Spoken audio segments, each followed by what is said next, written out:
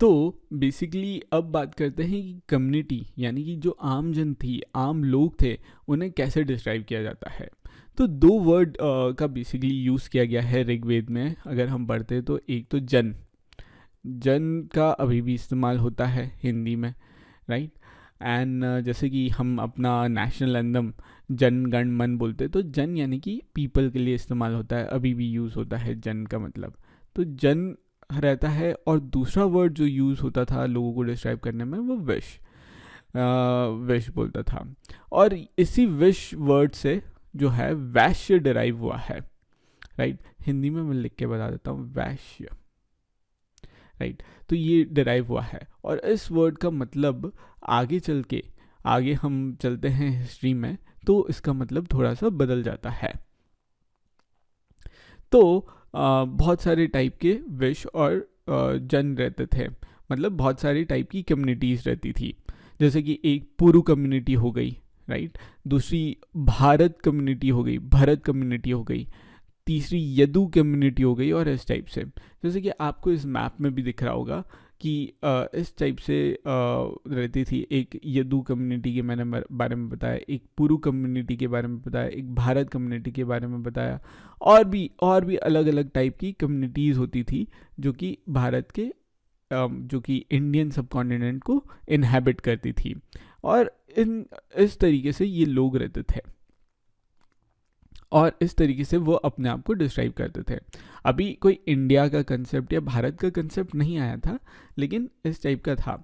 अब आप ऑब्जर्व करोगे, एक भारत जन जो है, एक टाइप की कम्युनिटी से बाद में डिराइव हुआ हमारे देश का नाम भारत, राइट। अब ये नाम आपने सुने ही होंगे, किसी आपके फ्रेंड का सरनेम यादव हो सकता है, राइट। तो इस टाइप से ये वर्ड्स आज भी बोलचाल में हैं। अब साथ ही साथ कुछ लोग जिन्होंने कंपोज किया था हिम, जो जिन्होंने लिखी थी ये रचनाएं, लिखी थी ये पोएम्स, लिखी थी ये भजन लिखे थे, वो खुद को आर्य की तरह डिस्क्राइब करते थे। आर्य, आर्य, और कलेक्टिवली अगर बोल दो तो एस लगा दो तो आर्यस बोलते थे। एंड उनका अपोनेंट्स होते थे जिन्हें वो दासा बोलते थे, दास, या फिर दस्यु, दस्यु करके भी उनको बोलते थे। तो दासा और दस्यु जो है वो अपोनेंट्स हैं आर्य के। डिफरेंस क्या था? एक तो ये कि जो दासा और दस्यु लोग थे वो सेक्रीफाइसेस यानी कि यज्ञ नहीं करते थे, हवन नहीं करते थे, कर्मकांड नहीं करते थे। उनका कल्चर थोड़ा सा डिफरेंट था। और न सिर्फ कल्चर डिफरेंट था, वो लैंग्वेज भी डिफरेंट बोलते थे। बाद में ये दासा और दस्यु जो शब्द है, आगे हम हिस्ट्री में देखते हैं, तो वो सिनोनिमस हो जाता है स्लेव के। स्लेव यानी कि गुलाम, गुलाम की तरह दास का वर्ड यूज़ करते थे।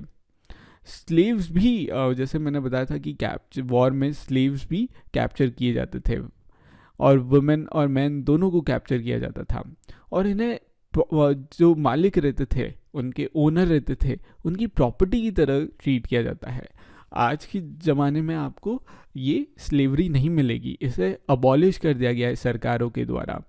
सारे देशों में बोला है कि स्लेवरी गंदी बात है और आज नहीं मिलेगी, लेकिन उस समय बहुत प्रेवलेंट थी, जहाँ पे स्लेव्स को उनके मालिक जो काम करवाना हो, anything they wanted to make them do, तो वो काम उन्हें करना पड़ता था, चाहे कैसा भी काम हो। What ever work they wanted they could make them do.